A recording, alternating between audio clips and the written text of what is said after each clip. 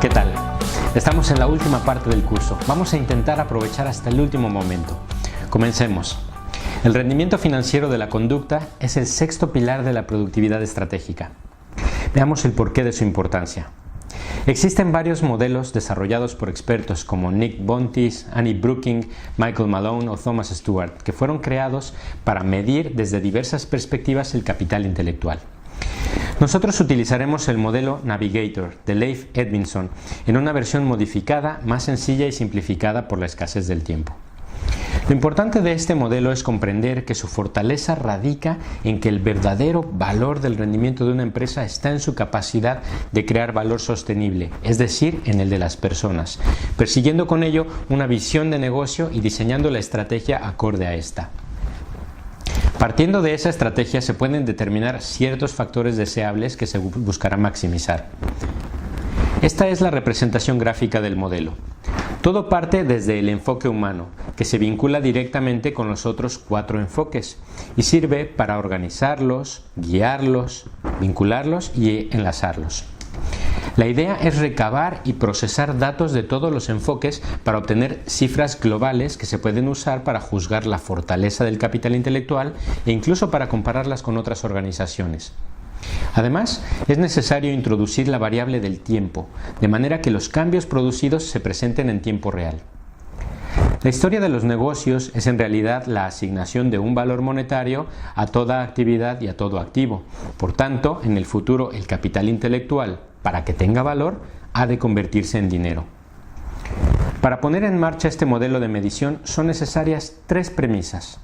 Primero, el capital intelectual es información complementaria de la información financiera, no subordinada. Segundo, el capital intelectual es capital no financiero y representa el gap oculto entre valores de mercado y valor de libros. Y tercero, el capital intelectual es una partida del pasivo, no del activo. Con esto en mente y teniendo en cuenta los 5 enfoques del modelo, podemos realizar una matriz como esta. En la columna de la izquierda tienes los enfoques y a la derecha los indicadores. Los indicadores que te muestro son un brevísimo resumen de los más importantes. Sin embargo, en el modelo original, cada enfoque tiene entre 20 y 30.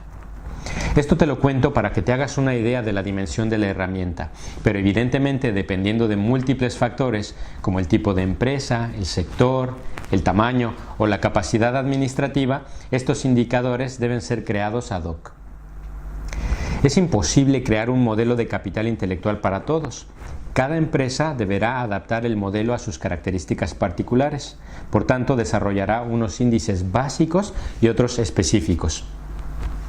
La idea es desarrollar la fórmula para encontrar el capital intelectual, que es C multiplicada por I, donde C es igual al valor del capital intelectual en unidades monetarias, e I, que es igual al coeficiente de eficiencia con el que la organización está usando ese capital.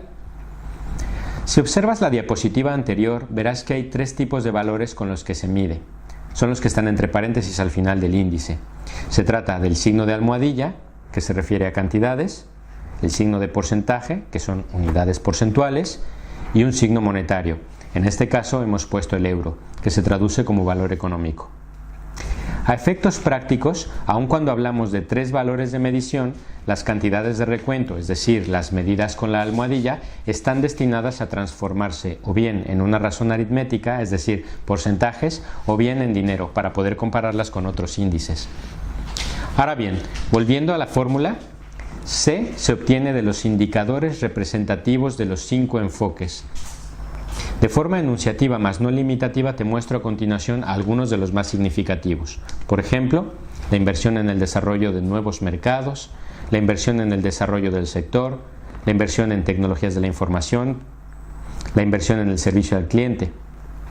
Por su parte, I se obtiene a partir de algunos índices como la cuota de mercado, el índice de satisfacción de los clientes, el índice de liderazgo, el índice de motivación o el de horas de formación. Estos índices se suelen combinar en un único porcentaje que refleje el grado de eficiencia con el que la empresa aprovecha su capital intelectual. Para ello se aplica la ecuación I es igual a N dividido por X. donde n es igual a la suma de los índices de eficiencia y x es el número de esos índices. Pongamos un ejemplo hipotético. Si los indicadores de capital intelectual de Telefónica suman un total de 300 y el coeficiente de eficiencia un 85%, entonces el capital intelectual sería de 255. Suponiendo que la suma máxima del total de indicadores del capital intelectual, es decir, C, pudiera ser de 320 y el coeficiente de efectividad máximo, es decir, I, pudiera ser del 100%, entonces el resultado máximo del capital intelectual de Telefónica que acabamos de calcular está por debajo del máximo, que sería de 320. Para ser exactos, está 65 puntos por debajo del máximo. Este puntaje revela que la productividad está por debajo de los niveles esperados en Telefónica y ahora debemos identificar dónde se encuentra el problema, y para ello se revisan tanto los indicadores de C como los índices de I para descubrir cuál o cuáles han resultado bajos. Vamos a suponer en nuestro ejemplo que el índice de horas de formación es el problema. El índice luce de la siguiente manera. Si vemos el resultado final de este indicador, vemos que ha alcanzado un total de 44 puntos cuando debería tener 100. Lo podemos ver aquí en la celda marrón. Para interpretar el índice tienes aquí debajo la leyenda. Los círculos con fondo verde son los niveles meta de la formación y estos en la tabla están reflejados en esta zona de aquí. A la derecha de las metas tienes los niveles reales de cada empleado.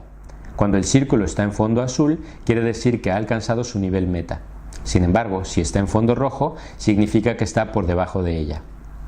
Cada columna encabezada por F1, F2, F3, etc. son los tipos de formación, de los cuales tienes el detalle de cada uno de ellos aquí debajo también. Además, en la columna total, tienes la ponderación de las formaciones que ha hecho cada empleado para saber su desempeño de forma individual.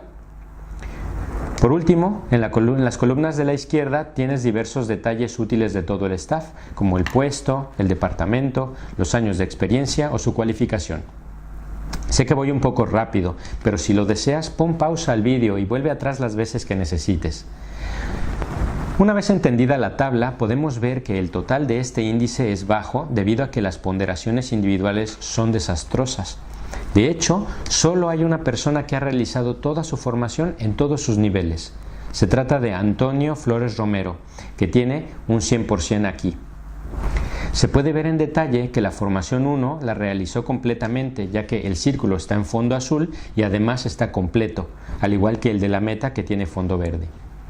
Lo mismo para las formaciones 2, 3 y 4. Por su perfil no necesita hacer las formaciones 5 y 6 como lo demuestra el nivel meta de ellas que está en 0. Pero como puedes ver, el resto del staff tiene muchas formaciones con métricas en rojo, por lo que o bien no han realizado todas las formaciones o bien no las han superado. Esto último no es para nada una banalidad, ya que en muchas empresas se imparten cursos de formación en los que por el mero hecho de asistir se da por sentado que el staff ya está capacitado para el tema tratado. Por desgracia, son pocas las empresas que evalúan con rigor los cursos de formación para fomentar el aprovechamiento real de estas. Ahora bien, si quisiéramos saber si los resultados en rojo de la tabla se deben o bien a la inasistencia a los cursos o bien a no haberlos superado, podemos filtrar la información o revisar los informes. Pero para efectos de lo que nos interesa no nos detendremos en esto. Vamos a modificar la tabla para ver su comportamiento. Por ejemplo, en toda la formación 1 podemos ver que tenemos varios rojos, así que modificaremos las cifras para hacerlas coincidir con el nivel meta, para hacer que el resultado de cada empleado incremente y haga que el total suba hasta 51%, como puedes ver ahora. Así que deducimos que este es el índice que está afectando nuestro cálculo final del capital intelectual. Ahora bien, la tabla que hemos visto es solo uno de los indicadores e índices que hay que medir. Como te he comentado antes, el modelo de rendimiento financiero de la conducta que proponemos puede tener alrededor de 120 índices e indicadores distintos, pero el número depende y debe adaptarse de acuerdo con el tipo de organización.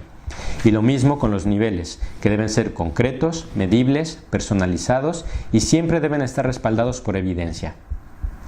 Además, si has seguido el hilo conductor del temario, te habrás dado cuenta de que cada tema es un engrane de la productividad estratégica.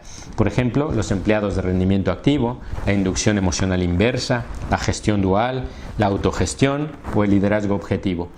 Por tanto, es importantísimo que todos estos métodos se apliquen conjuntamente a nivel estratégico para que el resultado sea realmente productivo. Esto suena a mucho trabajo, y lo es. Pero con herramientas como la que acabo de comentar es sencillo llevar un control y gestionar los enfoques del rendimiento financiero de la conducta. Y ahora déjame comentarte la parte interesante. Volvamos a esta diapositiva del vídeo anterior. Como comenté, vemos que hay una franja oculta de pérdidas que corresponden al capital humano que está señalado en color rojo. Así que el porcentaje bajo en la formación que hemos visto en la tabla es lo que se corresponde con estas pérdidas. Nosotros fuimos subiendo artificialmente los resultados de la formación 1 en la tabla para llevar el total de 44 a 51.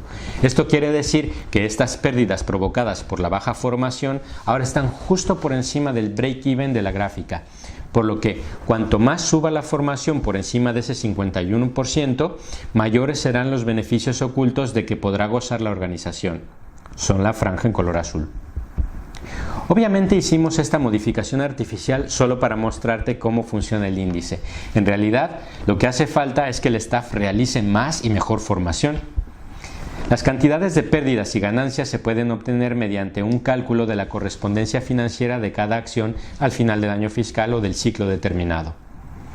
Es verdad que no hay una fórmula o regla que permita saber con exactitud ni de forma estándar cuánto dinero significan esas pérdidas o ganancias hipotéticas. Sin embargo, los cálculos afectan directamente a la productividad e impactan en la cuenta de resultados en mayor o menor medida.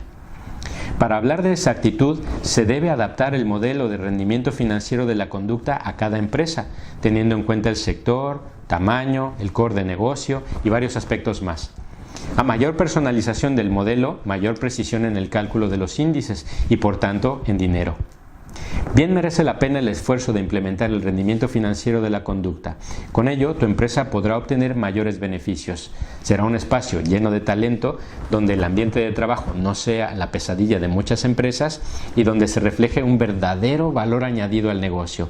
Ese es el valor de las empresas exitosas y ese es el valor que buscan los clientes, que por suerte cada vez están más informados y buscan lo mejor. Por eso lo recomendamos para ti. Me gustaría cerrar este tema con una cita de Richard Branson, CEO de Virgin Group. Forma a tu gente de tal manera que puedan irse, pero trátales de tal manera que no quieran irse. Hemos terminado nuestro módulo 6. Es una pena que no haya tiempo para más en este curso de productividad estratégica en las organizaciones, pero creo que a grandes rasgos hemos abordado, aunque sea de forma básica, todo lo que consideramos más importante. Al terminar este vídeo, por favor no olvides hacer el último par de tests para que reafirmes todo lo visto, así como el test global que incluye información de todos los módulos del temario. Sinceramente quiero agradecerte el habernos acompañado en este apasionante tema y en especial en este proyecto de curso MOOC en el que hemos dedicado mucho esfuerzo y entusiasmo. Nuestro curso ha tratado sobre un modelo de productividad para los negocios y pecaríamos de soberbia y de improductivos si no reconocemos que al final, como cualquier otro modelo, puede tener limitaciones y aspectos por mejorar. Pero de lo que sí estamos seguros como consultores es que la consultoría se enriquece compartiendo. Así que si tienes observaciones que creas que pueden mejorar la productividad estratégica, no dudes en compartirlas con nosotros en nuestro foro de comentarios o bien escribiéndome a mi correo electrónico. Espero sinceramente que lo que hemos compartido en este curso te haya resultado de utilidad y que podamos verte muy pronto en cualquiera de los demás cursos online o presenciales que ofrecemos. En AVE Consulting compartimos soluciones.